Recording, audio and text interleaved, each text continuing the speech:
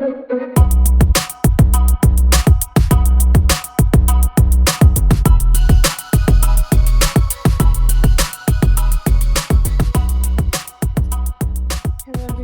Welcome to another episode of Ethical and Spiritual Dimensions of Leadership. My name is Taryn Scott, and I am a doctoral student making these videos weekly as part of one of my courses. And yeah, so let's begin. So the last video, I focused a lot on my readings and then kind of related them a little bit to my life. But this video, I want to kind of flip those narratives and really talk to you about what's been going on in my life. I had kind of a big realization this week through the readings, but through some self-reflection. So a little bit about me, and I'll try and make this relatively quick. I am a military spouse and a doctoral student. Over the last year, I started my PhD. My husband deployed and was gone for 7 months. I moved back home with my family to start school, and so I moved back in with my mom. And then I moved back to where we are stationed in Washington State, and we rented a new home. So by myself, I moved all of our worldly possessions and belongings into a new house alone. Then my husband returned from deployment, and we've had, and this is a good thing, but can be stressful, a ton of family visit because he returned from deployment safely. So I've been doing a lot of entertaining, and it's just, it's always good to have family visit, but it can be exhausting too. So, and I was doing all of that like everybody else during a global pandemic. So I'm burnt out. I realized over the last couple of weeks that I have been procrastinating all of my work. I have been kind of short with my husband's return from deployment. Little things upset me, like when he has to go back into work. I'm like, you just got back from deployment, why are you having to go to work again? And that frustrates me. And I've been really exhausted quickly. I've been exhausted faster than I usually am. I don't have as much stamina, I guess, when it comes to doing work or housework or things like that. And so this week I kind of realized that I'm not one that likes to admit that I'm burnt out or admit that I'm not at 100%, but I'm not at 100%. And I've been taking that out on things around me. And so, and I'm sure that is the case for a lot of people. Right. So this is it's just been a stressful year. It's just, we had the election, and that was incredibly stressful, no matter your political beliefs. It was just a stressful time. You have all these current events going on that causes anxiety. And so, yeah, that's where I am headspace wise. And I have not been at my best. So then I did my assigned readings, and the book this week that I really want to focus on and talk about, the one thing that really stuck with me and that I cannot get out of my head, is From Man's Search for Meaning by Viktor Frankl. For those of you who have not read this book or are currently reading it along with me, Viktor Frankl is a psychiatrist who, between the years of 1942 and 1945, was encamped at 4 different Nazi concentration camps, including Auschwitz.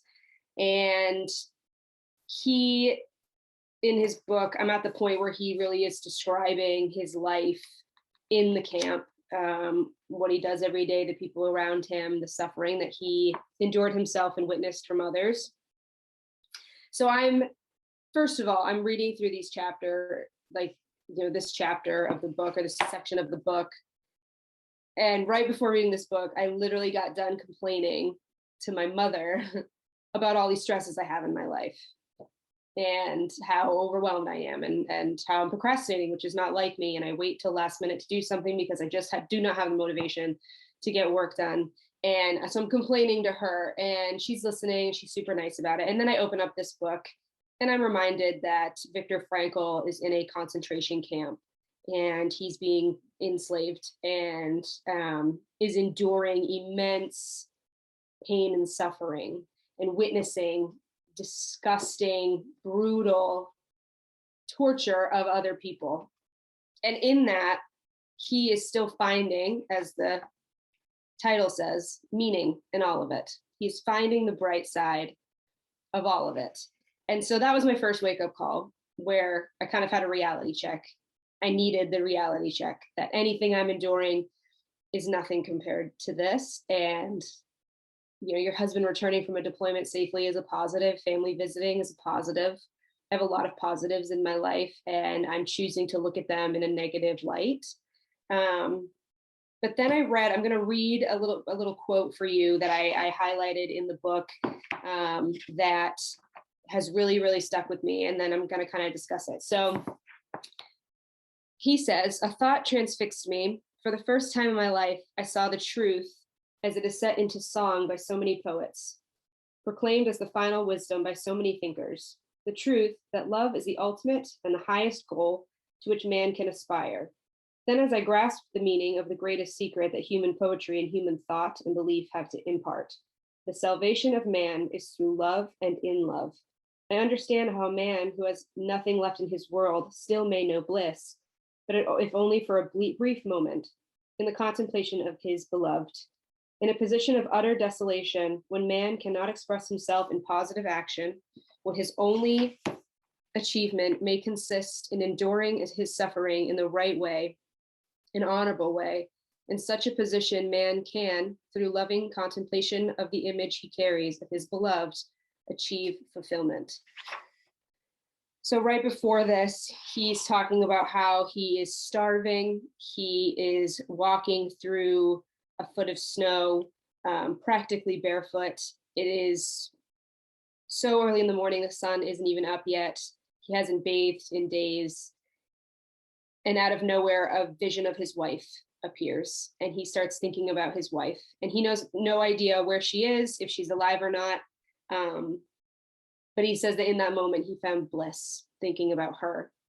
And so that really kind of shook me to my core a little bit, because I started thinking about, not to get too gushy, but my love.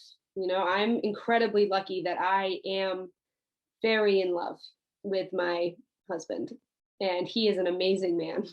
And not everyone gets to experience that in life. And some people are not lucky enough to find the kind of love that I have with him. And he's my best friend. And so I started thinking about him, and it really was this like instant kind of relief. It was a new appreciation. It was this like I can breathe a little. And so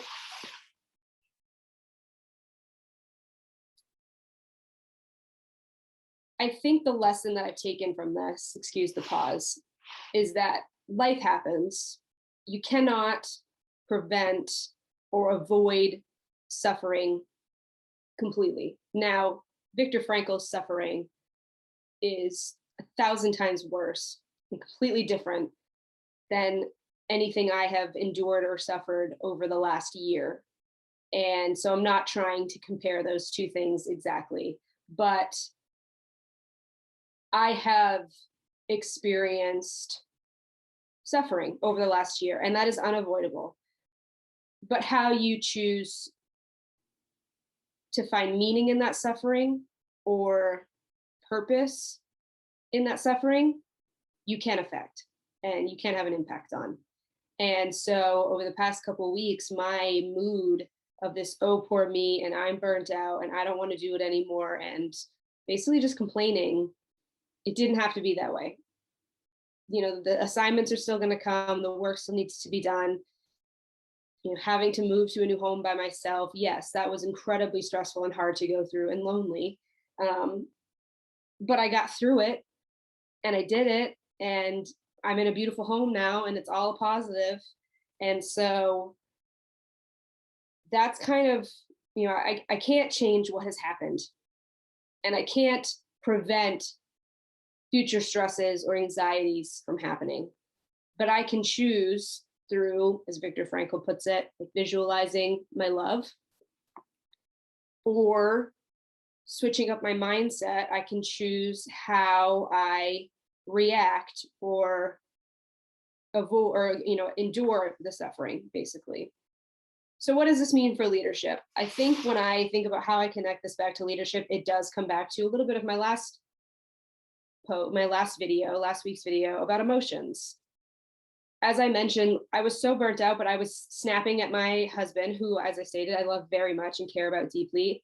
I was slacking on my work. I was slacking on my homework assignments and procrastinating them, like literally waiting until 10 o'clock at night to pass things in on the day they're due. I was getting grumpy about having to do reading, and which I love academia and I love being in school, and I just had this negative attitude about it. And so my emotions came out and just had this ripple effect on my life. And the more negative I was towards something, the less I wanted to do it, the more I procrastinated, which stressed me out, which caused me anxiety, which made me grumpy. And it was just this never ending circle until I was able to snap myself out of it. And so as a future leader, I think a big takeaway is, again, you can't avoid the suffering. Stresses are going to come, but how you control your emotions or how you choose to look at that situation or get through that situation matters. And it will matter even more as a leader, because that ripple effect that I talked about, or the never ending cycle, affects your followers, and it's going to affect the people around you. Like for me, it affected my husband because I live with him and he felt powerless to help me because he can't do my schoolwork for me. So I think that's my big takeaway is I saw firsthand over the last couple of weeks how much basically a bad attitude can impact every aspect of your life. And reading Viktor Frankl's book, one, again, I had a wake-up call of nothing I'm enduring is that bad. But two, you can't avoid the suffering, but you do have complete control over how you decide to get through it. And for Viktor Frankl, it was visualizing his love, and that did help me as well. But also for me, it was every negative has a positive side to it. Yes, my schoolwork is stressful, but I get to be in a doctoral program and I get to work with amazing people. And, yes, deployment was terrible and I hated a military deployment, but he's home and he's safe and it's all good. It's all positive and I made it through. So when you're a leader and in leadership, I think it's even more in an ethical way important for you to have these constant check-ins with yourself of, am I being fair to the people around me? Am I allowing my emotions to control me and to control situations? Can I look at this in a positive light? Or what do I need to do for my own mental health? Do I need to take a break? Am I really burnt out? And that means this weekend I need to leave work at work and I need to spend this weekend just with my family, or I need to take a bubble bath, or I'm going to go hiking because that always de-stresses me, or whatever it is you need to do. I think not doing that and then allowing that to control your environment and have a negative impact on your followers is actually unethical and immoral in a lot of ways.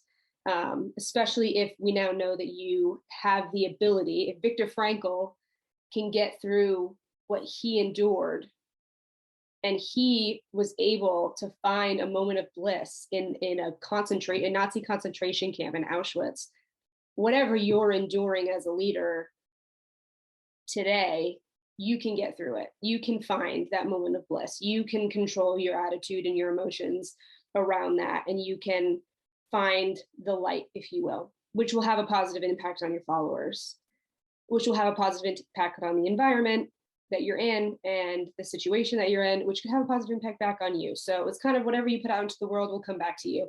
You're putting negativity and stress and pressure out into the world, that's probably going to come back to you. So that's been my realization of this week. That's been kind of what I've been going through. And Man's Search for Meaning really gave me this much needed wake up call, this kind of slap in the face of get it together, So anyways, interested in your thoughts, what you guys think, if you think I'm crazy or whatever. So yeah, thank you for coming back and watching another video.